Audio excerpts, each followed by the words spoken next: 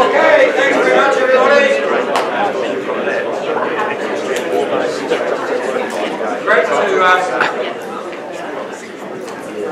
Great to see everybody here. A few people are interested in course design. The rest of us are more interested in technologies and how we can optimise that. We've got one of the gurus from a technology project with us, Matt. I just wanted to share, talking about technology, something I just wanted to share quickly with the audience so you're aware of it. You may not know, but we have now developed a way that we can live stream this. And we tested it up in North Harbour recently with the Golf Industry Council group, and we had, I think, on that day, about 8 people using it because we were just testing it. That's great. And of those 8, 3 of them were internationals. We had 2 from Australia and 1 guy got up from the UK, was live streaming. Must have been like 3 o'clock in the morning. All members of clubs, and found out we hadn't even advertised it, and yet we had 3. So today and yesterday we've been live streaming, and the latest numbers I've just got from Mike is that yesterday we had 75 people looking at it. And already today there was 30 people looking at that last session. And what we're going to do, which is great, because it just shows, we're going to break down those numbers and try and understand where those people are from, but we already know that a number of those people are international. So they're looking to New Zealand and looking to us to understand where our space is. So if you get to speak, you're going global. But we're also going to take that footage and we're going to put it into packages, and we're going to give it access to you guys all through our website. So that you and your board, like Annette here for example, she had, how many of your board were? Two of her board were looking in on a number of the sessions, both yesterday and today. It didn't work perfectly because we're still, live streaming is still a fairly new thing for us. But what they'll be able to do is they'll be able to go and use that footage. And for you guys in your clubs, you're going to be able to go and get your board potentially to look at some of that stuff, Mike, with regard to, talking about, without you having to say, you guys need to step up your game, by them watching that session, that'll help them understand that maybe they need to think about stepping up their game. So, just thought I'd share a bit of technology. This guy, Matt, Gawler, I'll leave it over to you, mate. Thanks, Stephen. Perhaps just before I dive into the innovation side of things, just thought I'd give you a brief update on some of the staffing and team changes we've got going on at .golf. GMANZ recently sent out a survey to all the GMANZ members just asking for feedback in 2 particular areas. One was .golf quality of customer support, and another one was .golf quality of products and services that we offer to the respective golf clubs.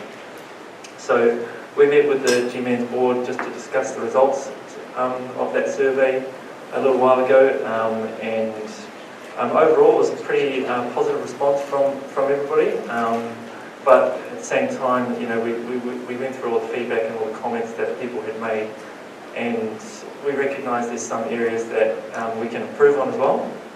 So we've listened to that feedback, we've taken that on board, and we've looked at strengthening our customer support team. So we've actually added 1 more full-time customer support member to the team, and he started just with us last week.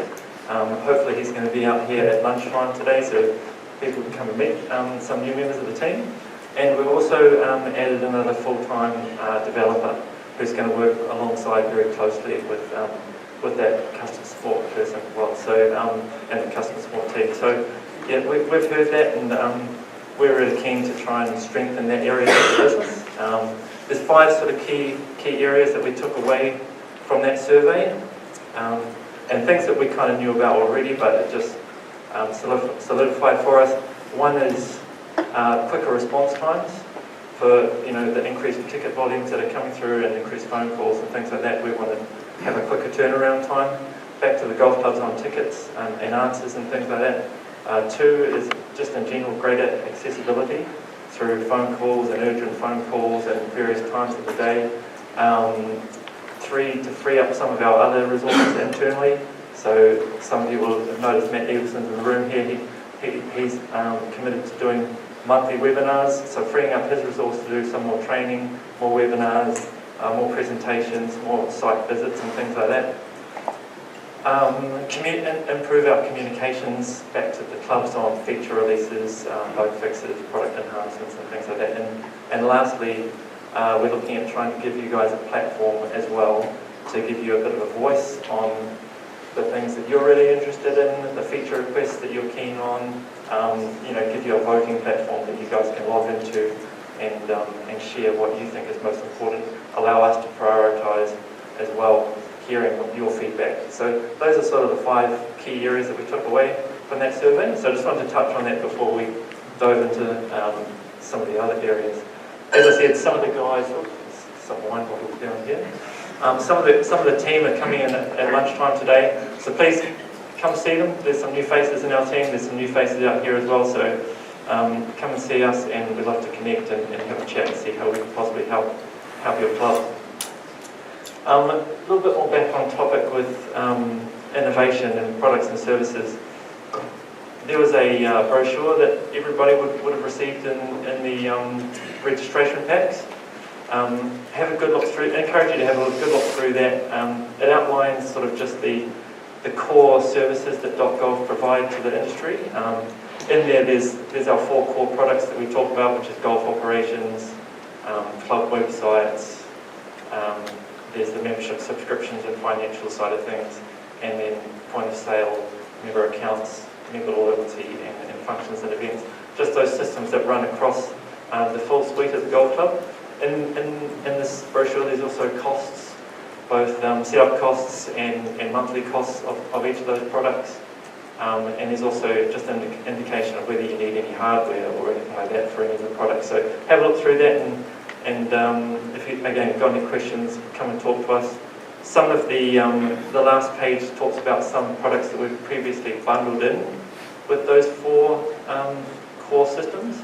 We've unbundled some of those products so that clubs can adopt them individually. Things like T-booking. If clubs want to just come on board with T-booking, they can do that now. Likewise with bulk email. And there's a competition-like system that clubs, smaller clubs, can adopt that may work better with them. There's no hardware required. There's less cost up front for that sort of thing as well. Next, I just thought I'd talk about trying to get this working here. That next button's not working.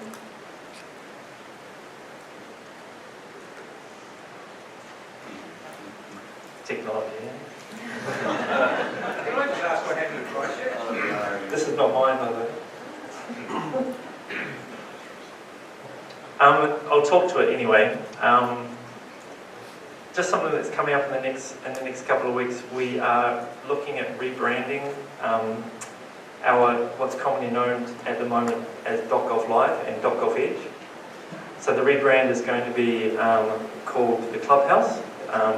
And what we're doing is we're just trying to consolidate all of our back office administration platforms across the industry, which run from Golf New Zealand down to the districts and down to the golf clubs. And that rebrand is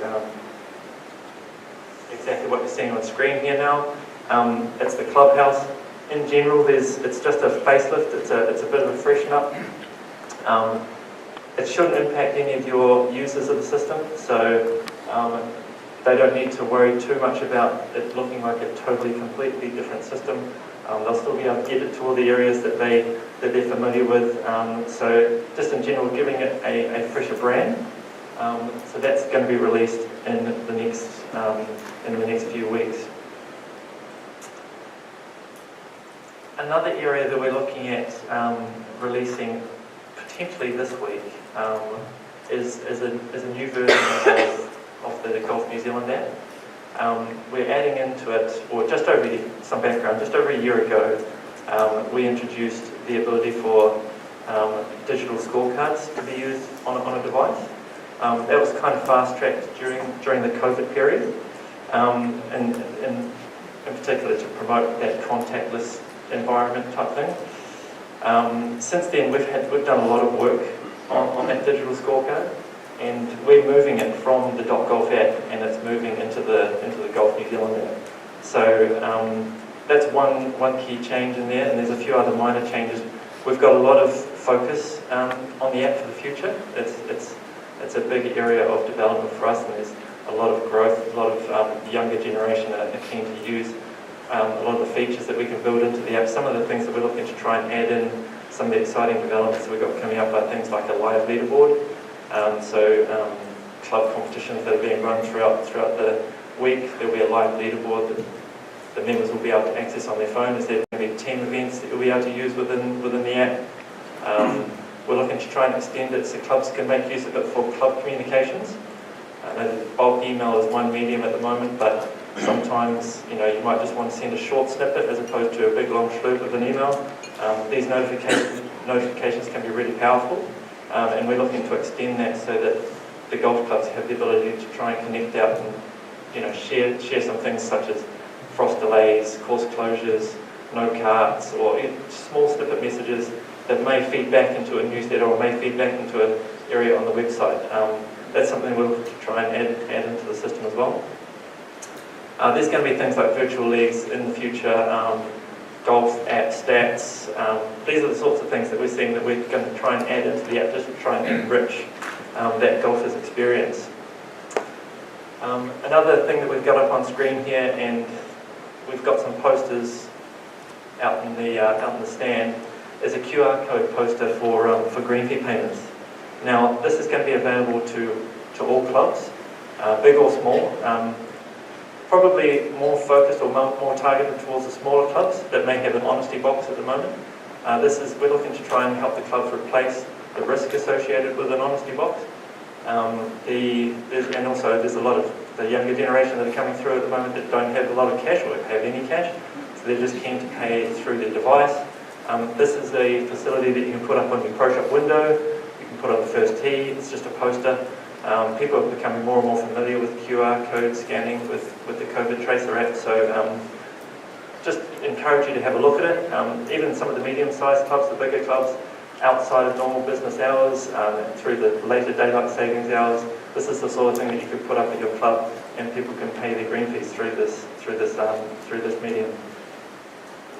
Lastly, I just wanted to just touch on a knowledge base that we've been working on within the team for quite some time. We've been building this up, and it's probably not as aware as it should be amongst the golf clubs. We haven't shared it too much because we wanted to build up a big resource here. There's an extensive number of help articles that the team have built into our fresh desk system, so it's part of our help desk system at the moment. There's a heap of screenshots, there's a heap of step-by-steps, there's a history of some webinars that we have run that you can go in there and you can have a look at and watch them if you weren't able to get to them. So it all sits within our fresh desk system. Encourage you to get some logins if you haven't already got them, and you get access to the full suite of this knowledge base. So encourage you again, take that back to some of the other team members within your club. The pros will have a lot of interest in getting to some of the golf operations side of things. I know that we get new pros that come into the clubs, and they're often asking for more training, and we'll be able to give that through webinars, but there's also this resource that they can come in and they can read up on a whole bunch of articles in here. So that's perhaps just a little bit of an update, Stephen, on where we're at with some of the latest innovations and things. I don't know where we're at. So we'll get the rest of the team and we'll ask you guys to come up. I just got a couple of thoughts, Matt. Matt, can I just get you to stand up for a second, buddy? So there's the other Matt, the good-looking one in the team. Can I just get you to... Can I just get you to give a quick reflection on the webinar that you did about a week and a half ago, a couple of weeks ago? How many people came on board, and just a bit of an insight from that, because it was the first one you did in that new format. So if you wouldn't mind just sharing that, would be amazing. Oh yeah, it's a good and a bad. So yeah, absolutely, yeah. It was a good one because 45 minutes before Zoom decided to crash, so that was really good. Technology again. It was really good. So look, it was a good webinar. It was releasing our whole email version 3, just sort of explaining how the new features around it. There are a few challenges with Zoom because we couldn't do the whole people throughout. We had over 50 people just to that webinar alone, and through that I've activated 15 clubs with the new bulk email through that. But through that we had a few learnings as well. That was the first webinar that I did by myself. We had a learning through that, but we probably realised we need to have 2 people at these webinars just so that we can actually answer all the questions that came in, because yes, there were 50 people, but there were nearly 100 questions. But that's great because we love the interaction. We learn a lot out of these webinars, and we actually get hear your voices quite easily. So we've learned out of that. Cool. So first up, 50 people interested, 100 questions. What a great start. So well done, mate. And I think it's a really, really good initiative on behalf of .golf to be able to sharing those ideas and things and picking up on those topics, because we've been talking a lot about how to interface and work with things. But just one more thing I wouldn't mind you just touching on. You've said you've got these new resources, and look, that's amazing. And you're following and you're listening to what GMANZ and those guys are asking you. Can I just get you to talk briefly about how challenging that's been? Because I don't think people realise that how long this has taken you in the journey that you've been through. Yes, so it's definitely challenging. Thank you. It's a definite challenge to try and find, in particular, the development resource side of things. There's a little bit of a skill shortage coming into the country, obviously. No one is coming into the country with bringing in these skills, and the people that are already here and are very valuable, companies are not willing to give them up. So even if they're potentially unhappy in their role or they're looking to move, we actually employed someone at the start of this year, got a signed employment agreement and got it all set up, and everything was finished and done, and then their employer came back with a counter offer, too good to be true, new package, new role. They didn't want to let him go because he's that good. So good people, hard to find, no one's willing to give them up. So not many people are looking to move. People are looking for security at this time of the year, and the market as well. So, and then obviously through COVID, there was a lot of uncertainty as well. So we were also questioning, should we be upsizing? Should we be including or adding in 2 or 3 or 4 new developer positions as well? So it's been really, really challenging just to find these people. But in essence, we have managed to do that, and we're just at a point where in the last 2 or 3 months we've employed 2 additional support people, one on the development side, one on the customer support side, and we've also added a dedicated analytics data specialist, and we're also looking to add potentially some more as well. So, and that's all just based on customer feedback. And as you talked about from the survey you got, it just reinforced the need to. And I've had numerous conversations with a number of you about some of the challenges. I just wanted you to understand that it wasn't from lack of trying, it was just that it's been incredibly hard to find the right people. And I think what Matt's done that I've seen, and I've had the opportunity to meet all the team up there, they've got some really talented people now, and he hasn't been prepared to accept mediocrity. He's looking for quality people to support the quality of people these guys are. Don't forget, those guys are out there. One of the other bits of feedback was, hey, we don't know you, we don't see you. So he's taken the initiative to bring his team to meet you all today. So I strongly suggest that you go over there around lunchtime, meet the team. Who's up today, mate? I think Renee from our support team's coming out today. She's running about 12ish, yeah? Yeah, come around lunchtime. Yeah. She may be watching this live stream, so come on up, Renee. Yeah. And also our new customer service person, Paul, I think might be coming down, and one of the developers who's doing a bunch of work in the app space, so hit him up for some of these new features. Yeah, so just putting a face to a name, isn't it? A face to a name, so much will be. Thanks, guys. Okay, I'll move you on to whoever's decided they're going to go first. Thanks, Travis. It's all your turn, mate. Yeah, beauty. Thanks, Steve. Just a quick bit of perspective. I'd just first of all like to just acknowledge and commend Matt and the team at .golf. I've been around the tracks for a few years, and I've seen Matt put on the hot seat at a number of managers' meetings over the last decade or so around Auckland, and they've listened, responded, and they're certainly leading us with innovation and initiative there. So should be applauded for that.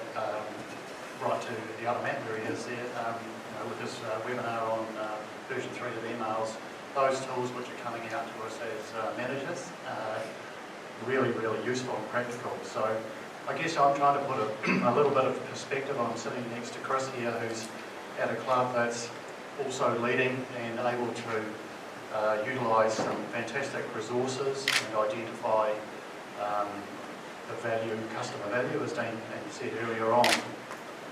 I guess I'm here as a little bit of a champion of medium to smaller clubs. I'm at the Hamilton Golf Club.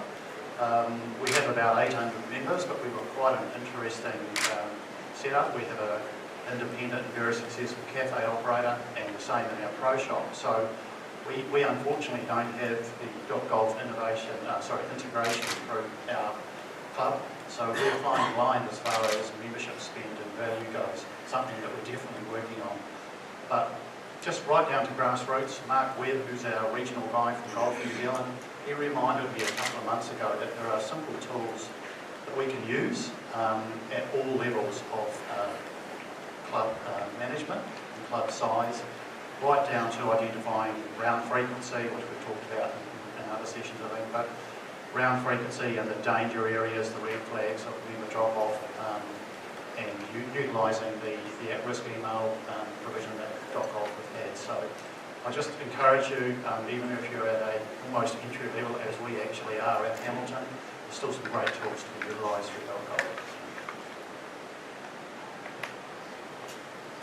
Thanks, Travis. So I just, I think obviously we've been invested with .golf and their solutions for quite a few years now, and I applaud obviously Matt and Dean and the team and how they've taken that product forward over the last few years, and obviously taking it overseas as well.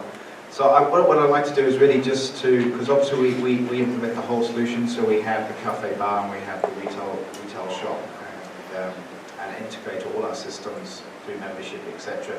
I just want to touch on a couple of practical features that we've used and got some really good outcomes.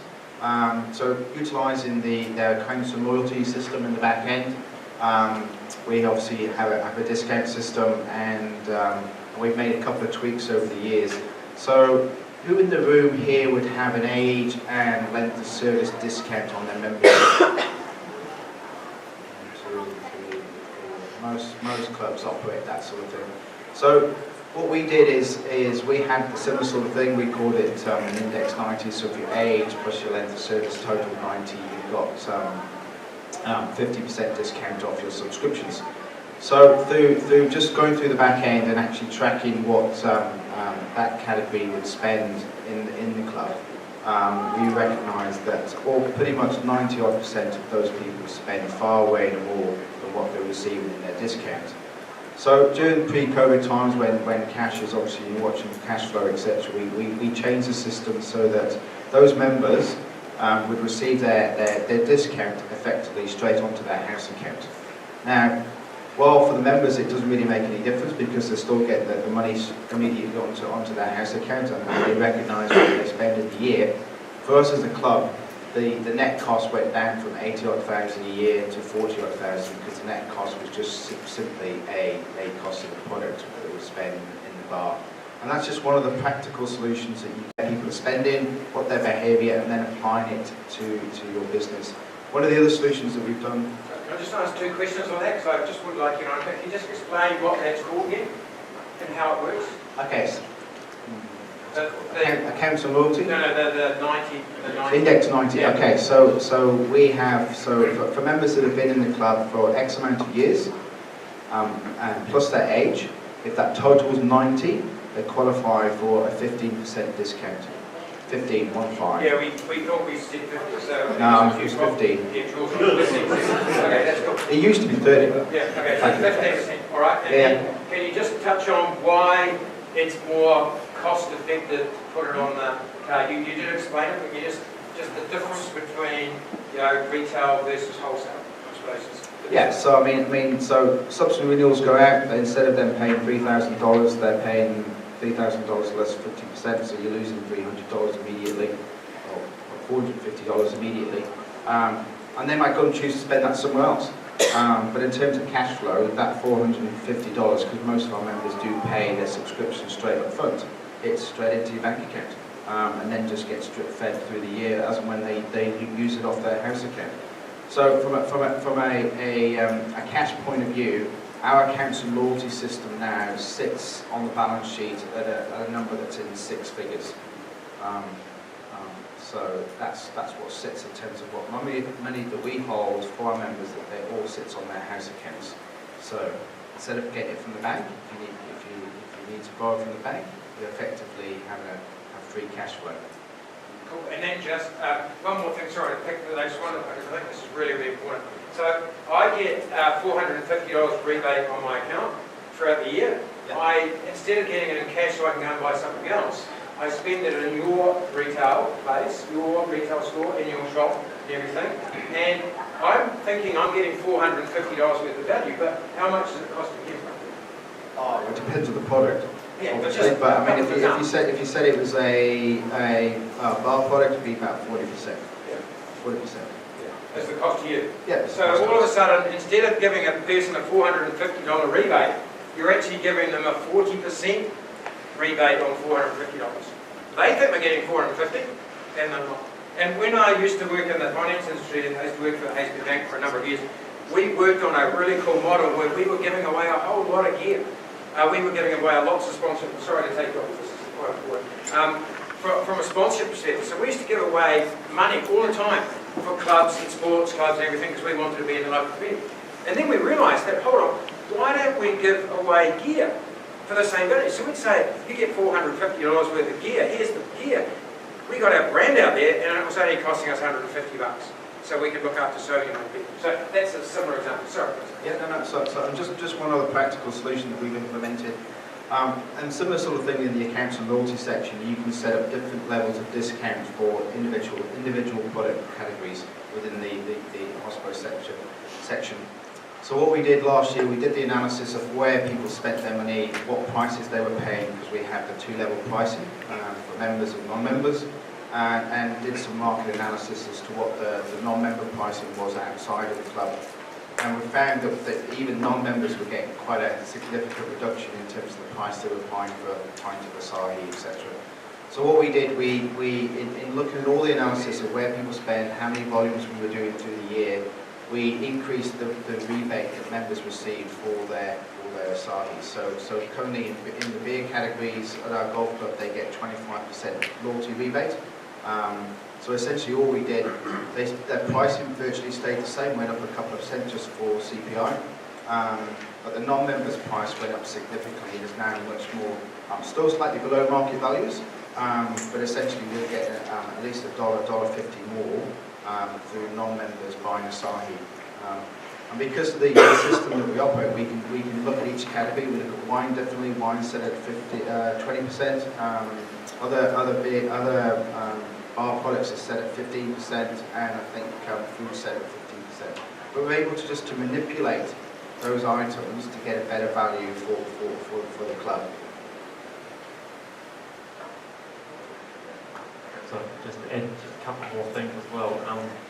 Something we've done with Remuera and some of the other clubs as well is the introduction of a house account levy as part of the membership.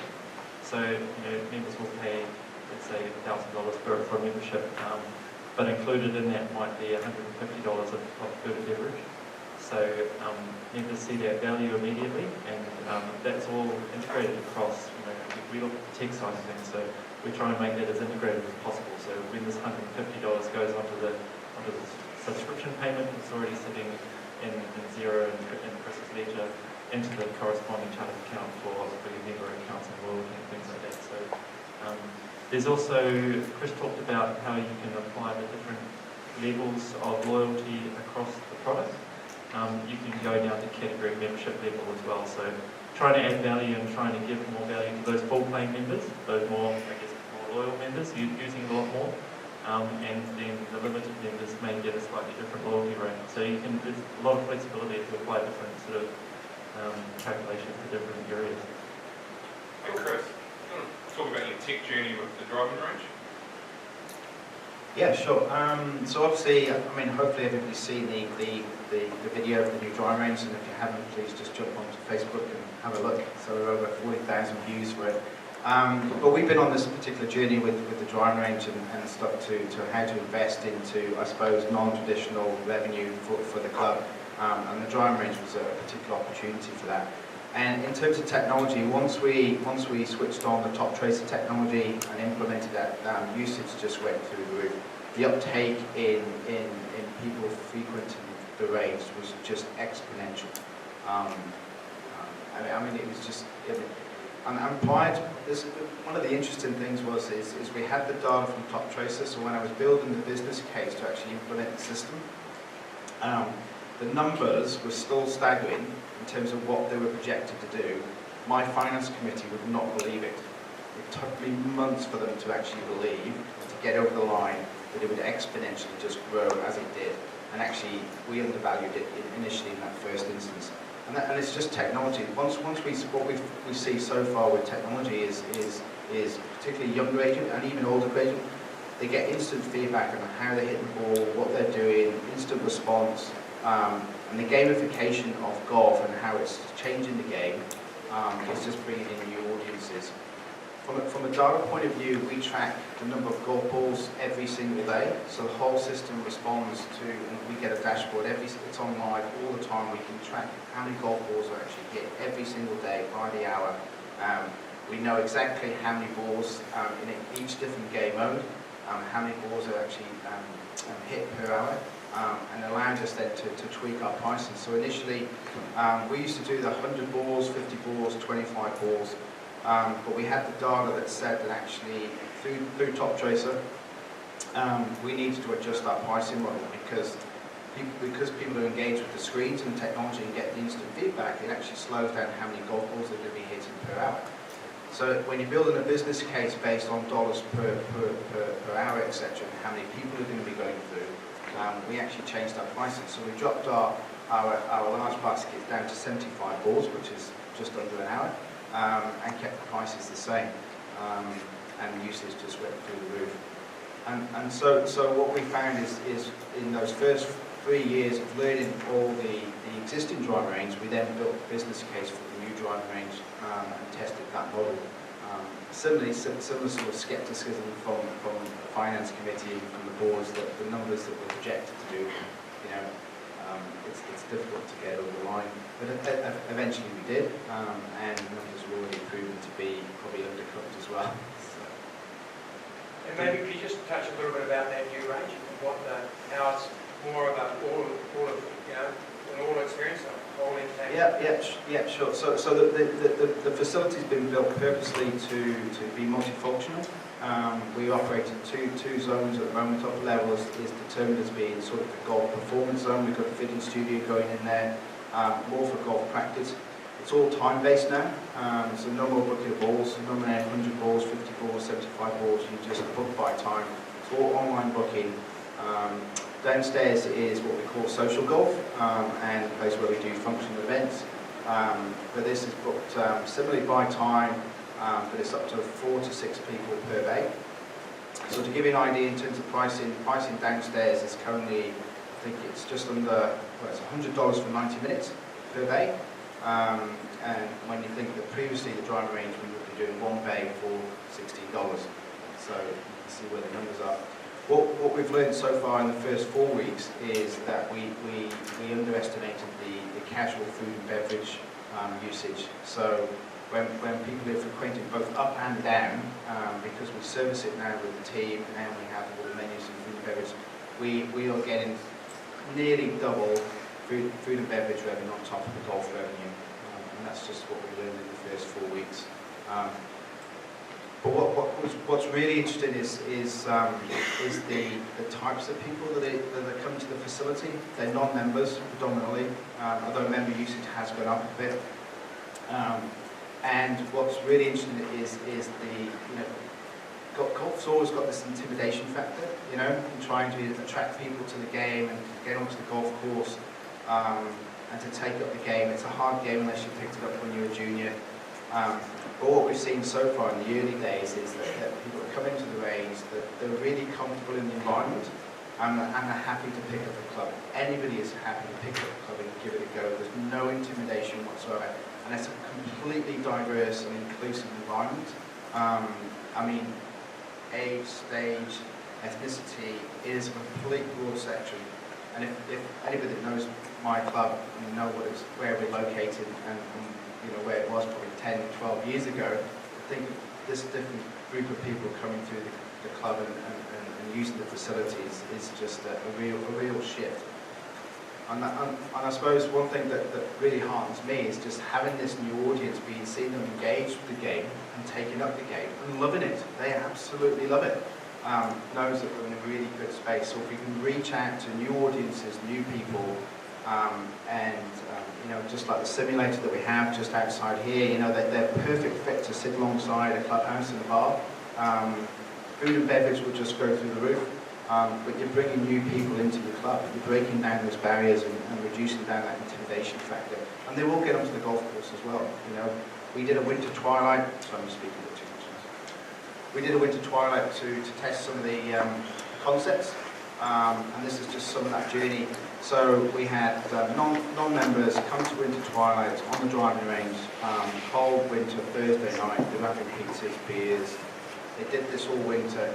They then transitioned into our summer twilight, and now a good portion of them actually joined up as intermediate members. And it's just a question of those journeys through. Thanks, Chris. And it must have cost a shitload of money to set these bays up originally. You're talking about top trace and all that sort of stuff. Did you have to pay for it? Or did you lease it? You do have to pay for it, ultimately.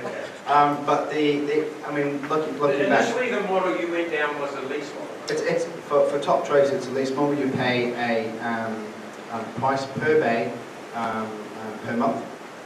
They pay for all the technology. They come in and do the install pre-COVID and set you up. So it's and it exponentially just grows. So how quickly did you pay off?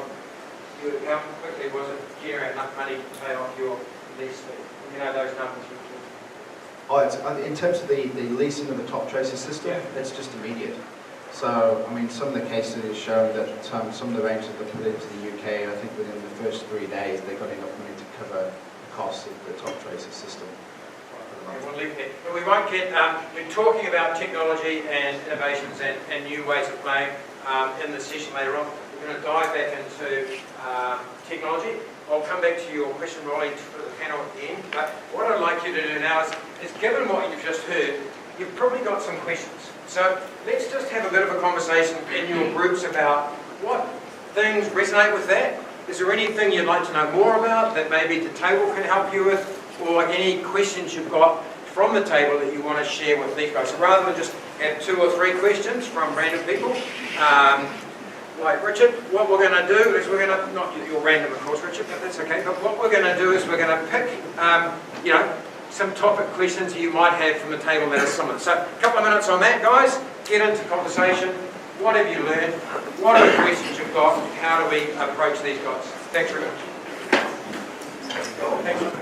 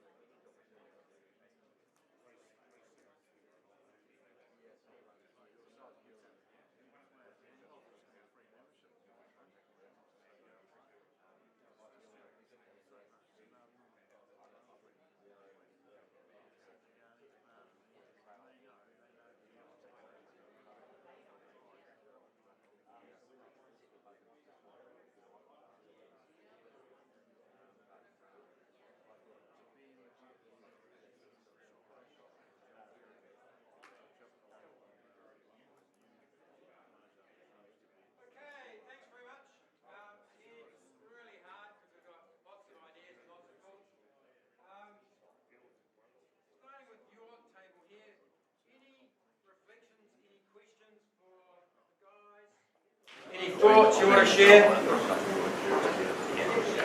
Yeah. Just one observation. If you wouldn't mind just standing up, mate, that'd be great. It's just so we get you live streamed around the world. One observation we made that at fantastic work in the model that we heard about is just understanding the scale that you're going to have. So 1.6 million people in Auckland. Here's a new innovation that's new to both the public and the membership. It's got the scale and the turnover of people that will come through. In my situation, 120,000 people in a catchment area. Am I going to be able to sustain that? And is there going to be enough evidence at this stage for my committee, my club, to take on that risk, if you like? So clubs, committees being risk averse, as we know. At what point do we have enough evidence to say it's got the scale to go? So that's where I think the steps that you've made from a standard driving range and then some innovation and then getting to the next level is where your business plan, if you like, can mitigate some of those risks. Great, really good example. Yeah, don't dive into the full story. And you talk to Mike here from our finance guy, that's the first thing he'd say, you know, be smart about your investment and do it in the right sort of, great. Anything from you, any thoughts, questions for the panel or ideas, concepts? Matt? We didn't just start. Yeah, I know, sorry, we've got to push it through. All right. Just sort of though. Yep, absolutely. Capturing green feed data or details of green feed flows, is there a good way of doing that? Matt? Sorry, I didn't quite get that. Capturing data about green fleet players. Obviously if they book in online it's a bit easier, but... Yep. So, I mean, You want to stand up? we capture all the green data, obviously. I mean, when it's put through the online system, you're capturing a lot more of the green data. Yeah.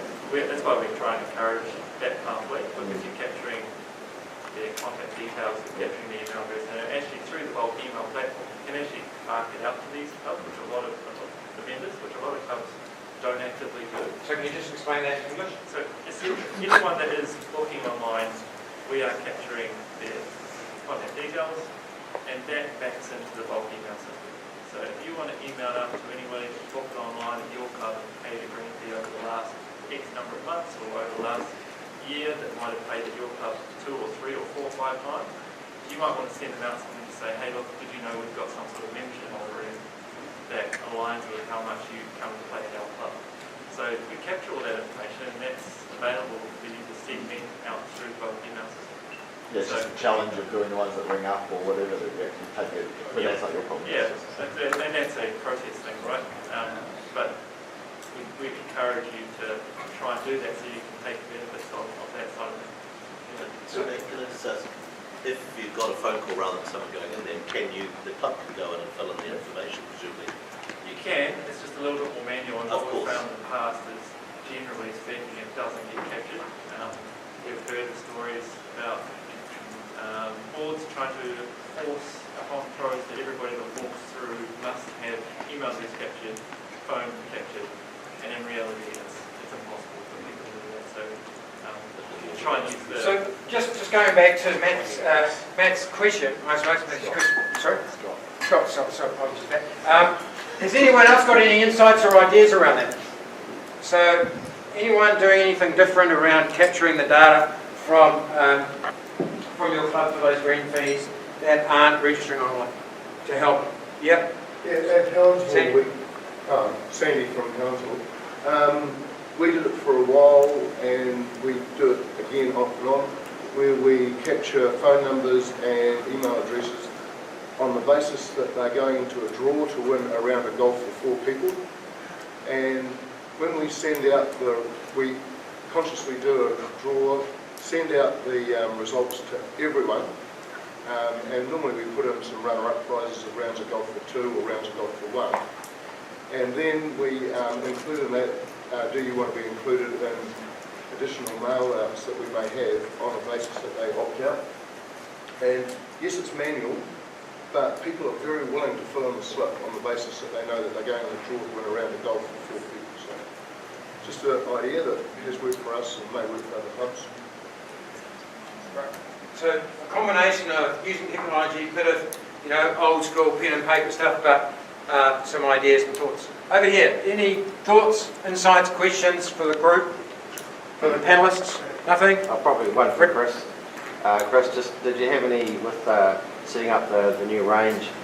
I'm not sure what your on-license situation is. Did you have to Does that make any changes to your own licence situation to have alcohol over there?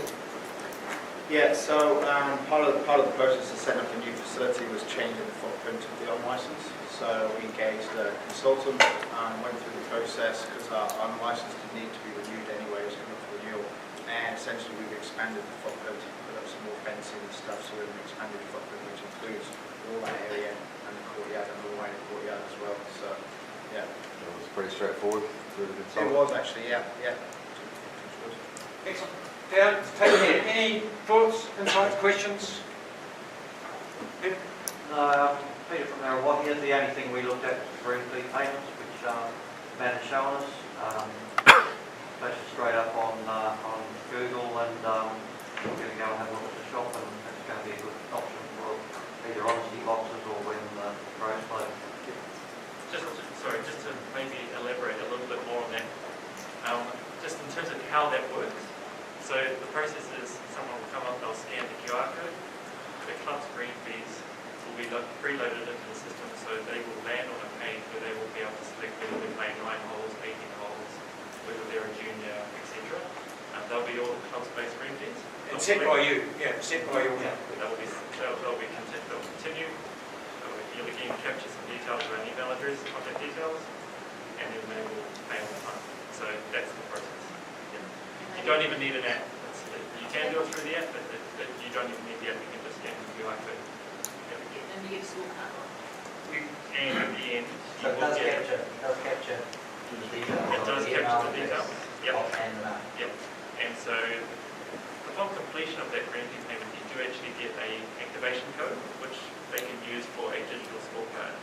So they can open up the Golf New Zealand app, put that code in, and then they'll be able to just use that card. So you don't necessarily need to leave out paper-based scorecards as well.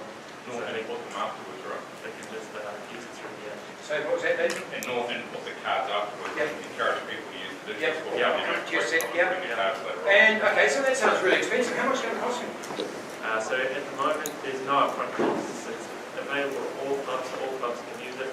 What's it going to cost me to photocopy a page? Yeah, so basically putting up the poster, and it works on the same model that we are using with the booking payments, exactly the same model that we do.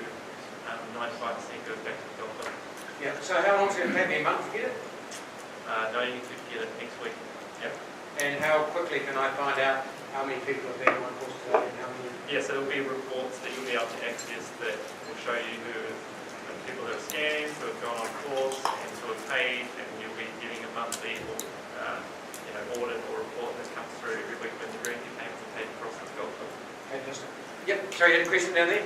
So that QR code, it actually works on your phone now. If you open the camera, it will actually work. You can see it as an example. It's on North Shores. Yes. And then it has the email as well. It requires you to enter your email address for it to send you a receipt. Is that, do they have to enter? They do have to enter that email address, yes, that is. You know how normally it has like an asterisk that says that you have to put an email address in, instead of them being able to skip it? They can't skip it, can they? They can't skip that, no. Perfect. So that's another way to generate. And often with the phones these days, it's not too difficult for them to do it.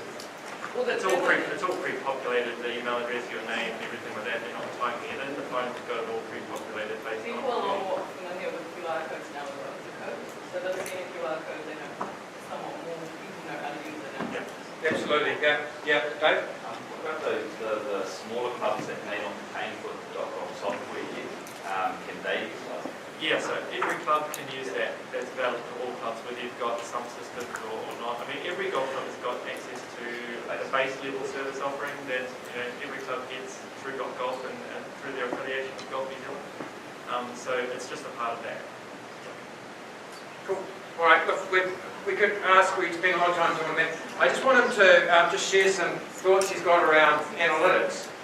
One of the things that one of those things that are really, really important to us that we've been talking about over the last couple of days is really getting to understand who your client is, who your spend is, how much they're spending, where they're spending, how often they're coming, all those vital bits of information that will help you decide how best to look after those, whether that's looking at the discount you might offer, whether it's how you add value to them, and I just thought it would be good to get a quick update from Matt on that. Thank you. Yeah, it's a bit of the buzzword at the moment, analytics, and it's a real hot topic and it's such a big bucket. There's so much that goes into this. I mean, ultimately, it's pretty simple. I was talking with Dean about it the other day. It's not rocket science. That we're just using data and how we can make better decisions based on the data that we've got. And so our challenge is how we can best present that data back to you guys. We've got a lot of data sitting within our database. That's why we've actually employed someone dedicated in this role to deliver that data back to the golf industry, through Golf New Zealand, down to the golf clubs, possibly even the members with their golf stats. So that's our challenge. And then it's up to you guys on how you use that data and how you can make some good decisions out of it. So, I mean, what I've got up here is not necessarily anything related to membership trends or any sort of rounds played analytics, which is available through the system at the moment. And we're building more on that stuff, but it's just a few slides of insights and some just generally some interesting data that I thought might be of interest to people. So I'll just go through this. This graph here that you're looking at, you'll see a big flat piece in the middle or just on the left-hand side. That's actually, that's when we had COVID. So this is the number of tee bookings that were made between 1 o'clock in the afternoon and 9 o'clock in the evening, every single day throughout 2020. I got asked why display those times. It was done because Jacinda Ardern mostly did her press conferences at 1 or 3 o'clock, and you can see those spikes there. Those spikes are the impact on our system. Whenever Jacinda did one of those press conferences, and all the clubs changed their tee bookings, and all the members then had to change all of their bookings for the next 14 days. If you look at the one on the 14th of August, people got quite familiar with doing this, and it spiked up to over 18,000, just in the short space of 8 hours, where people had to, reduce all their bookings down to a bubble, and we had to try and know in advance of when Jacinda was actually doing this press conference so that we could upscale our system so that we were ready to accommodate, 18,000 bookings in 8 hours. So just some interesting stats there. This one here is, it's actually our help desk call ticket volume over the last 4 years. So you can see this is the reason why we're making decisions around why we're needing some more customer support here. Back in 2017, we sort of averaged around between 200 and 300. Now we're spiking sometimes over 900. And these are just tickets. These aren't necessarily phone calls or other mediums that are coming to us. But everything that's coming through this ticketing system is quite high volumes now. So, I mean, we're using this to try and determine how many customer service team members we need. This one's quite interesting. It's 3 graphs. It's a trend over the last 10 years. On the left-hand side here, you've got in 2010, this is the number of people that used golf.co.nz on their mobile device versus using it on the desktop. 2015, you've got a lot of people using a tablet, and mobile is obviously growing. And then today, tablets actually reduced quite a lot. And this is one of the main drivers for why we actually, and why Golf New Zealand actually redesigned the whole Golf New Zealand website to be a lot more mobile friendly, because everybody is now coming through mobile and having a look through the site. So it was a no-brainer for us to make the call, Golf New Zealand, to make the decision that we needed to redo golf.co.nz and make it a lot more mobile friendly for the people. These numbers here, these data insights are again a trend. It's some big numbers there. In 2010, you've got $150,000 worth of online green fees that were distributed back to golf clubs. That's grown to just under 600,000, over 5 years. But then in 2020, we've seen a massive growth for people making bookings online, and those green fees being distributed back out to the golf club. So at the moment, it's we're sitting last year that was $3.1 million that was paid out to the golf club. And that included 8 weeks of COVID, where no one was making any bookings or anything like that. So we've got about 180 clubs using our golf operations system, which has tee bookings at the moment available. Of those 180, we've only got 110 that are actually on this platform. So there's 70 clubs out there that actually aren't even using this, but they do have it, so it's available to them. So we just encourage you to have a look. People are obviously using this as a medium making green fees. Really, our team can get you on board. It's very quick and easy. All we need is the club bank account, and then we can turn it on for you and get these visitors booking through golf through your club. Can I just stop you there just for 1 sec? Yeah. I just want to throw it over to a younger person. Mike at the back, we've been doing some roadshows recently and talking, especially around making bookings online and those sort of things, and talking about travel. Can you just share your story with them about how, you know, that idea of, you know, how you go about making a decision and when you back out or make that final call? Yeah, so I suppose I started playing golf maybe 10 years ago, just randomly with a bunch of mates from my cricket club. And unlike what was said before, but we started using Grab One and just floating around different clubs, whoever had a good deal or something that was usually with carts, was how we started playing golf. If they had higher clubs, better. I bought my first clubs from Cash Converters for $40 and started playing with them. Hayden, who was here before, has just sold me a few wedges that cost a hell of a lot more than $40. But since then we've kind of evolved into having sort of part memberships, that sort of thing. But most of the time, everything we book is online. We don't call clubs. I look at your Facebook page. If your Facebook page hasn't been updated in the last 3 months, I kind of consider that you're probably not engaged enough for what me and my group kind of want. We want to turn up, play some golf, kind of almost be left alone when we're on course, have a cart. We'll play at our pace. If there's someone behind us that's faster, we'll let them go. But we just want to play at our pace and have a bit of fun. We don't keep score, generally. We just have a bit of fun between each other. Most of the time, we don't submit cards. Sorry, Dean. But it's just us as 3 or 4 mates having a bit of fun, usually over a beer at the end as well. Yeah, or 2 or 3. We don't mind driving an hour and a half each way to go and have a round of golf, because it's a day away from the kids and the family and that sort of stuff as well. So and Live stream. yeah. Sorry, Kelly. But from the cost side, like we don't mind paying a little bit extra because we don't do it very often. Like it's every couple of weeks sort of thing as a group. So paying up to $80 a green fee is acceptable for us. And that's on top of our travel, our beer, and all that sort of stuff that we're having while we're there. So, but having a cart there, that makes a big deal for us as well. So. Okay, thanks, Mike. Thanks, really appreciate it. The thing that I really wanted to focus on there was... Sorry, I'm going to take a page from your book and interrupt you. Absolutely. I wasn't going to take a page from your book and just ask Matt Evans and put him on the spot.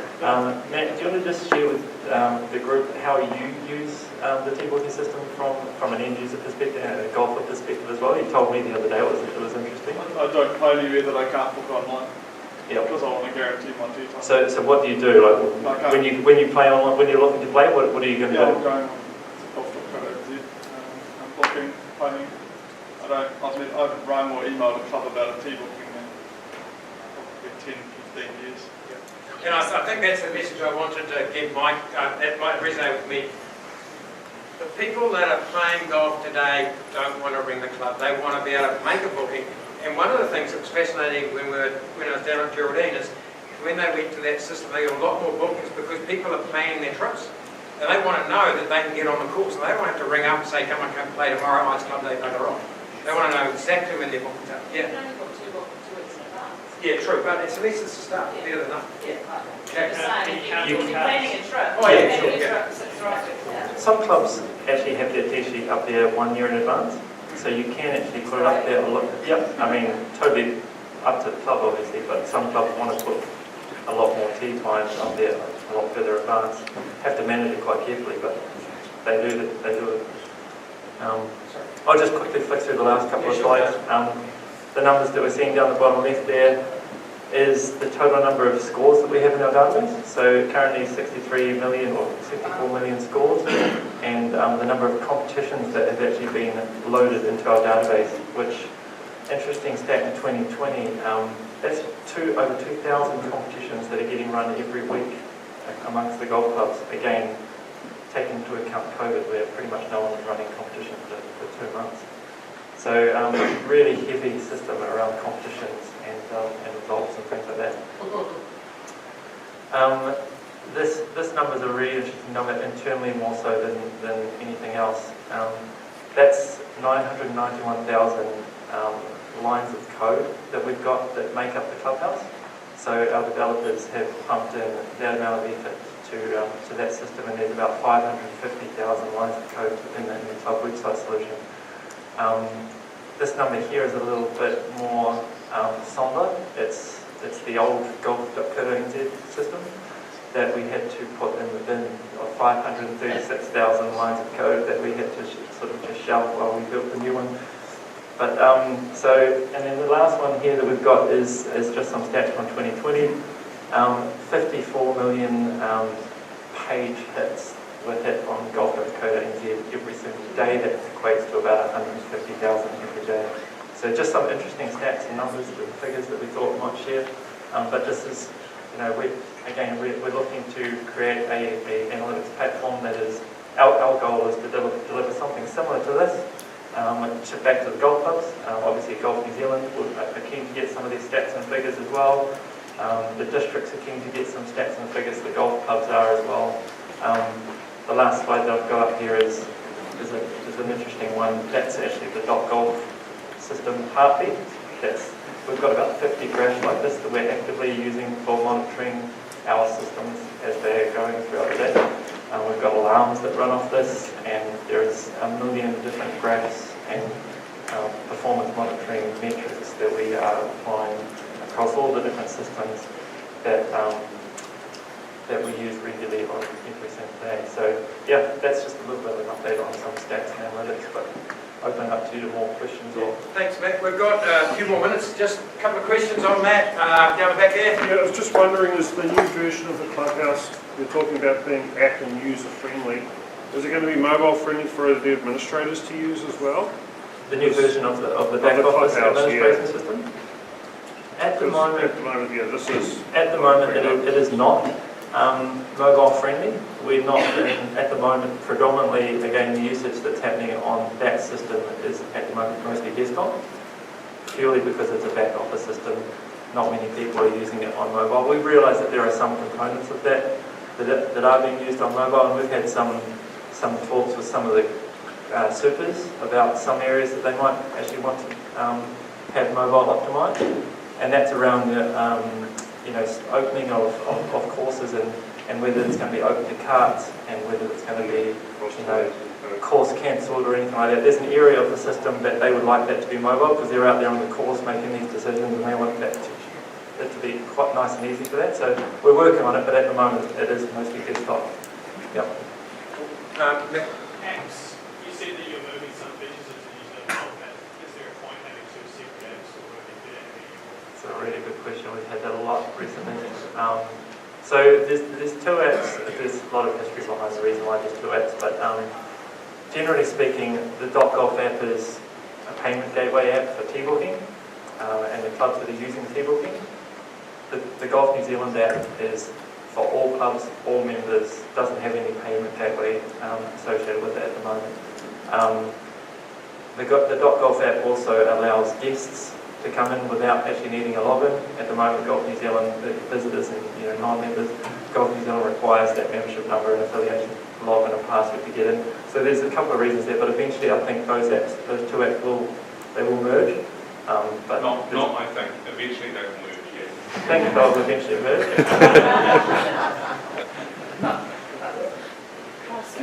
Obviously some internal challenges. Yes. I know we're running out of time, but I'd really like to hear about some of the stuff you're doing overseas because I think it's pretty exciting. And one of my questions is, why don't you make more noise about it? Your story is phenomenal, and you're leading the world. So let's hear about it a little bit now. You've got a couple of minutes, and yeah. Do you want to? Yeah, I mean, I can share it alongside maybe Dean. We can share some pieces. It is interesting, especially 2020. It was a massive year for us. Obviously, this is the GMANZ New Zealand conference, so we're trying to focus it on the New Zealand aspects of it. But yes, there is an international component to the company, and in 2020, when we launched 4 world handicapping systems in 1 year, it was a major accomplishment for the team. So all of it during lockdown, ironically, which was funny. But England, Ireland, and Wales is who we're working with. If people don't know, up in Great Britain and Ireland, and we're running the same thing that we're doing here. Up there, we replicated the handicapping system. There've been some big changes up there. They've changed from a completely different system compared to the USGA system, which we've changed, and we converted from to World Handicapping. They converted from a Congress system. So there's some massive changes up there and a lot of, disruption around that. But it's gone really, really well. The unions up there are really loving the system. They never used to control the handicapping. Now they've got a little bit more control in that space. And we're doing a bit of work around some other campaigns and things like that around, Flexi Club initiative like we've done in New Zealand. We're doing a bit of work with them around that. But yeah, it's really, really interesting. Indeed, I just want to, can I just get just 2 minutes, because I'm really conscious of time, just with regard to the why. Yeah. I think that's really, So, a great question, and part of, this New Zealand focus. The reason we've been expanding internationally is twofold. One, it's a really strong asset for Golf New Zealand to leverage to bring finance back to the game here in New Zealand. So that's the first reason that we have opened up an office in the UK and serving international markets, pitching for other international markets and trying to expand that global footprint of .golf, because it can deliver money back to New Zealand to help us invest further in the game here. That's the first reason. The second reason is, with the New Zealand market as it was, we had staffing levels of 4, 5, 6, around that kind of number. We didn't really have the scale to really invest in what we would do. It wasn't economical for us to do so, but by expanding international markets, we've now got a team of 15 and will soon be 18. It gives us scale to hurry up product development stuff that we know you guys in this room all need. So 2 reasons: financial leverage and to scale up the product development roadmap. So the only other thing I would say is that we know that there's bits we need to get better at. We're investing in customer service and support. We know there's more features that everyone wants. We're hurrying it up as fast as we can, and the Golf New Zealand board agreed on Saturday to tip another 300 grand into .golf to hurry up some more development. So we're investing in this business and in this product. We do want to make it better for you. What I can tell you is that in the international world, to win the Great Britain and Ireland contract, we bid against 7 other international firms for that contract. And the feedback we got through that is that there are pockets of technology that are superior than what we may do. Someone may have a better tournament system, or there may be a better accounting system than Xero, whatever it may be, but the whole package and integrating where we're going, the fact that we're specifically for golf and can bring an overall ecosystem to it was where our strength is. What we do know is we want to up the customer service and up our quality of products in each of those buckets, and that's what Matt and his team are going to spend the next year working on. So that's a bit of the reason why we're into it, thanks, why we're expanding. And look, I know Dean and Matty are here. Happy to have those conversations with you and chat about what's going on in that space if you want. We've got one more question I think somebody wanted to ask, otherwise we'll... Yes? No, it's okay. All right, that's fine. I just want to make just a quick point on that, and obviously thank you to those people that participated in the survey, and that information that we got back, we fed into Dean and Matt.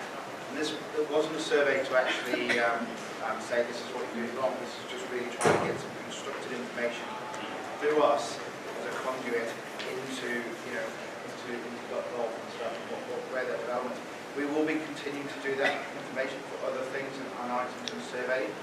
So please contribute. We want to hear what you're doing, what you're living and breathing on the ground, because then we can advocate and pass that information through.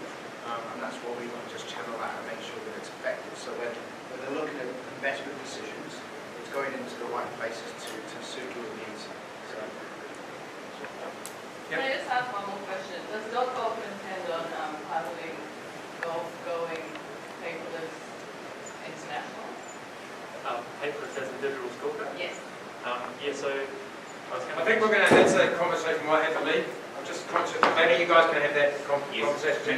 Because there's some issues around, we had a conversation around that yesterday, the other day, and there's some issues around things like sponsorship on your cards, those sort of things. So there's just a little bit to dig deeper than we need to go. There's Des with more of his wine. How many of those you drunk today, Des? Matt, thanks so much for your time today.